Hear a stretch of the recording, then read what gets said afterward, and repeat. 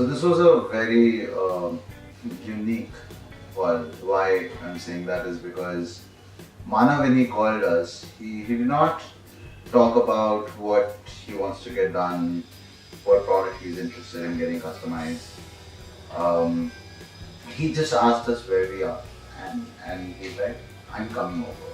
So I was on Instagram and I was checking out a couple of helmets here and there because helmets always a driver's identity, and I wanted to see, like what kind of designs are people getting done. And I stumbled across one of the helmets you guys had did, and I saw it, and then I saw the page, and I saw everything else you guys had done with the zippos and whatnot. And I was like, that's really cool. I need to talk to these people and see if I can make something of my own, see what the deal is here.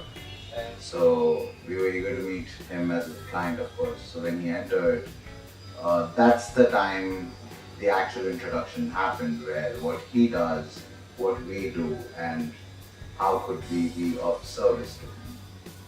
So he talks about this helmet that he wants to get customized. He's talking about, in general, about the design work, the kind of helmets that he's seen around. So he's talking about this helmet that he got in from an online website. So I've spoken to you guys as well and a lot of other people, a couple of friends who are into design, and I told them I just want something simple that looks classy and that looks cool. And classy and cool were like the only two adjectives I wanted on my helmet or what people would be saying.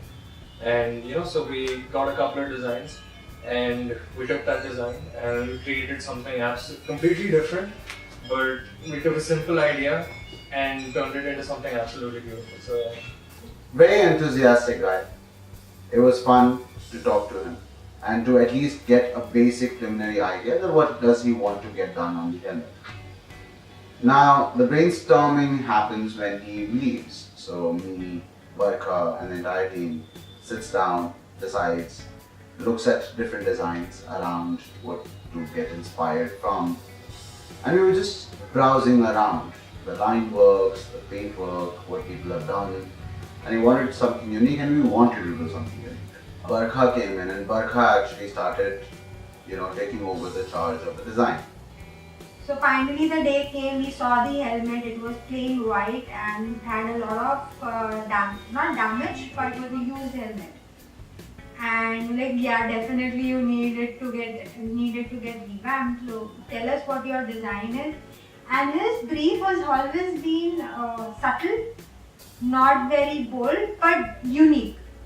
So once everybody left, Manav left, Ankush wasn't there, so me, the Namra and Shantanu sat with the helmet and started playing with the masking. Like this design should go like this design should go like that. I'm terrible at all of this. I knew I wanted to have my initials on it. I was either initials or name. My name's too long. So I was like, the initials look simple and really cool. So I spoke to a friend of mine. She's in interior design. And I was like, hey, she actually helped me choose the helmet designs that I sent to you guys. Manav sent us a design, and it was a nice design. It was very executable design, but I think he was being very, very subtle, and Fox Box has never been that simple and plain. We recommended, we designed a different version of the same design. The whole conversation was about the MD logo he wanted, whether it will be gold, whether it will be silver, and what color it will look good with. So all the conversation were going around that.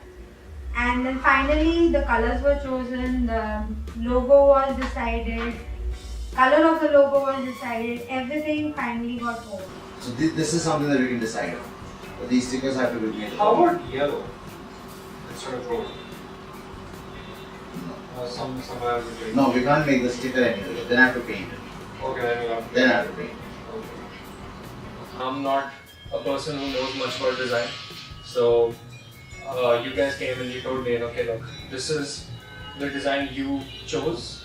This is what we can do with it. How do you want to go about it? And it was a process that involved both parties putting in their thoughts and ideas, and we basically took a design and built it up from scratch and turned it into something completely different, completely unique, completely bespoke. And it was one of the best experiences I've had when it comes to making something or creating something, or even as far as just buying a product. Baka and me are sitting down in terms of design. We're not. I'm not coming in between what she's trying to design. So she did the design. She made the entire layout. She made a render out in Photoshop and sent it out to Manav. That very second he calls back and says, "This is done," and it kind of was a very nice and a pleasurable feeling that kind of said yes to the design, and now we can start working. We start prepping up the surface, removing the beadings, removing all the non-paintable materials out of the helmet, masking it. Masking took time. It took about good 1.5 days because we had to remove a lot of products, and the way we remove it is trying to use them back. We don't destroy the beadings, we don't destroy the rubbers. We have to take them out in a way where we can reuse it. But we do tell our clients that in case we are not very fine with our job and it does get damaged, then they have to order it. Otherwise, we can definitely use the older one. Now, the design part is finalized, the surface is being prepped. Manav comes in, looks at it. So behind the scene is always a little scary for every client because the product is dismantled, I won't say mishandled. It is the way it is. It has to be washed, it has to be prepped up for removing all the oil and dirt from the surface. So when we paint, it does not react to the surface, it adheres to the surface well. So every time we spray, it has to be absolutely clean surface. So when we started with the preparation ended. Now was the time for the primer. Primed up the surface. After primer was the line work, which defines your design, which defines the color separations. It has to be done very crisp, very nicely, because this is what defines the difference between the paints that we do, the kind of shades that we do, and the absolutely straight line that you see. This is where it is very important for our job to be done very right. Yeah. So when we finished masking, now it's not that simple as you see in a video, because we just show you from the start to an end in a GIF. But that's not the reality. To create that straight line, a lot of retakes are taken. Every helmet designer or a paint guy would know that it's done in a while, and especially when the helmet is involved, you have to maintain a symmetry between the left line and the right line, and it has to be symmetrical. So you have to measure them for the source points from whatever stencil work we do or markings we do. So his design was not straight line, it was a little curve in the center part, which took us a little time. It took us about 2.5 hours just to figure that one small curve that we had to do. And then the masking happened, and there were 10 million problems happening for the masking.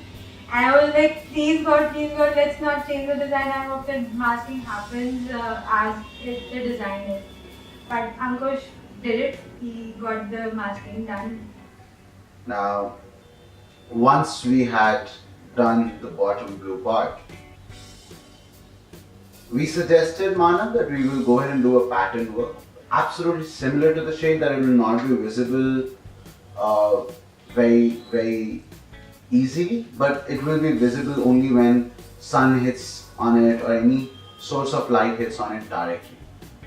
So it was supposed to be done a single blue shade and then one shade up, a darker shade of the same blue. Now me and Barkha were fighting at the end of the day for whether that one up shade was a metallic shade or was a solid shade.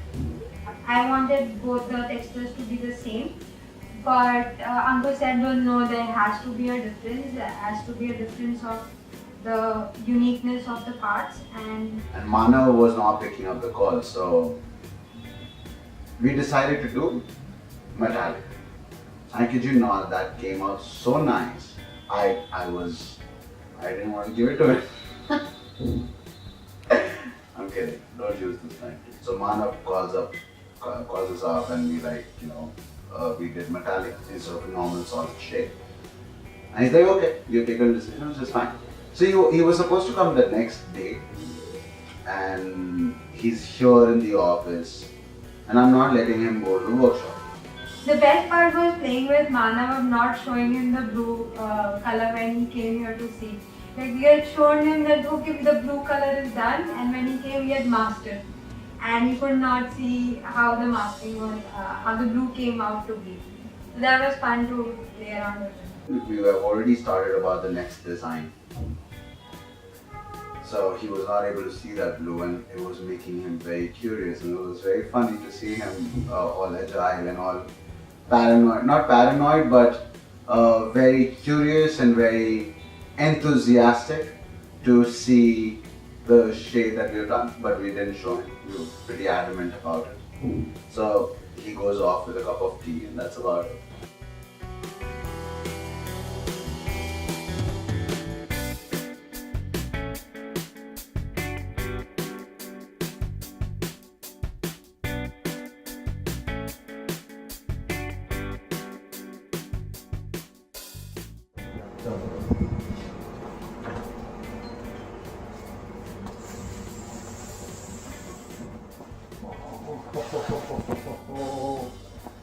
You can touch it.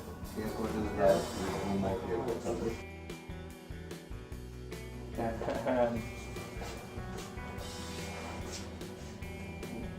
So you'll see it only in sunlight. Yeah. The kind of effect this is giving out. You'll only see it in the sunlight. Like shimmer, right? Yes. Yeah. And I love this whole. Yeah. Damn. Honest to God, I had really high expectations, and this is like double that. Yeah. Me and my friend were just sitting and discussing here. So the pattern goes from the center of the helmet. This is the design that we created. Yeah. And goes till here, till the end.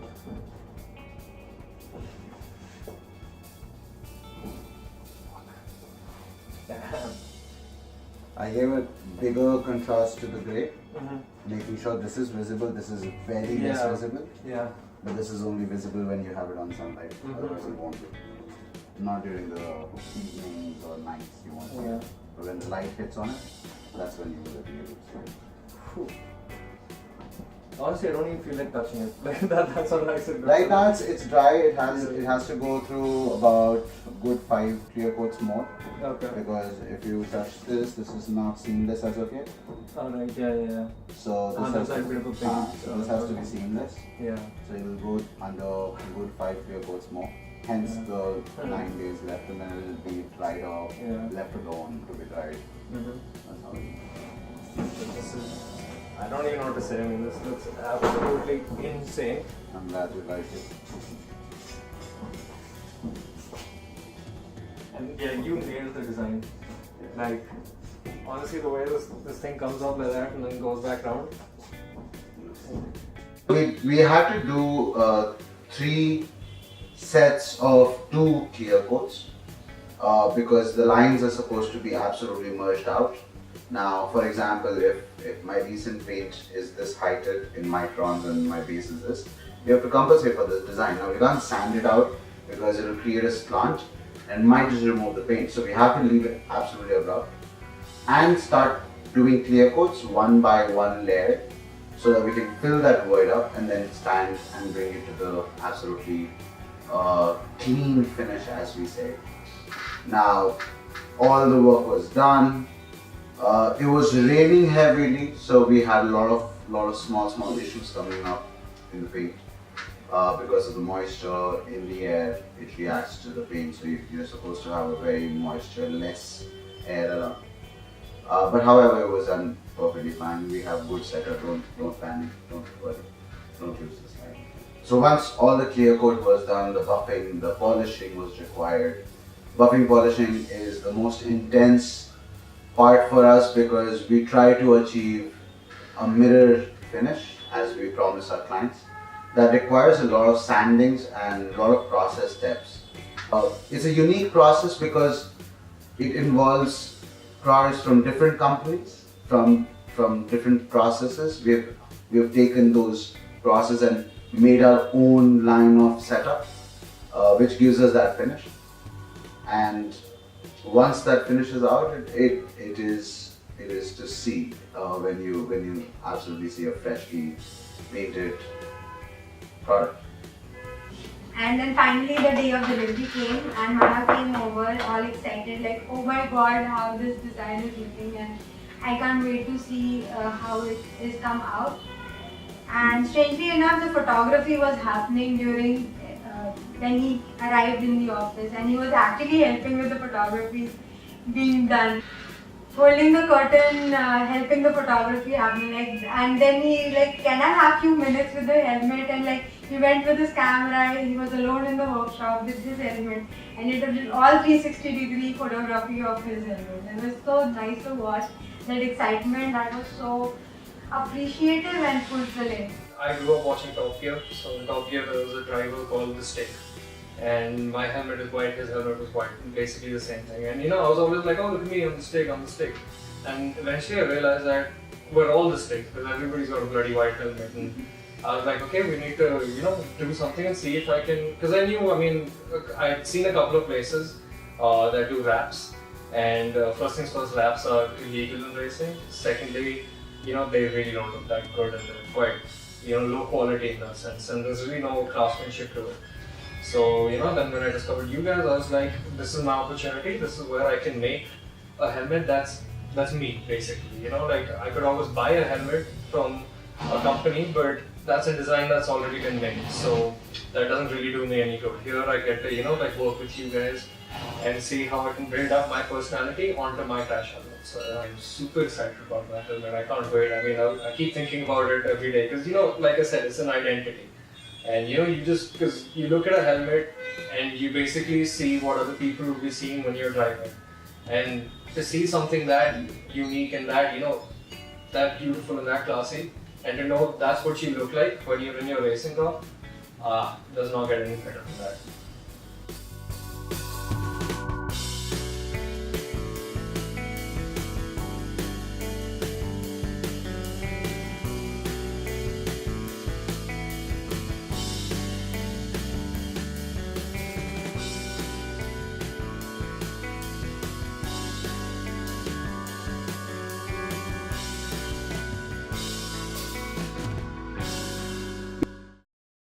You're using it. ऐसा पत्थर है तो I use my hand to snap them off. Okay, absolutely sure. मुझे लग रहा है ये race कर रहा होगा पत्थर लगे उस shit मेरा पेंट जॉब खराब हो गया होता है मेरे साथ बहुत बार हो चुका है like even before it got painted all that shit यार भाई अरे यार इसको देखो बीच बीच में आगे मैं से शक्ल दिखा रहा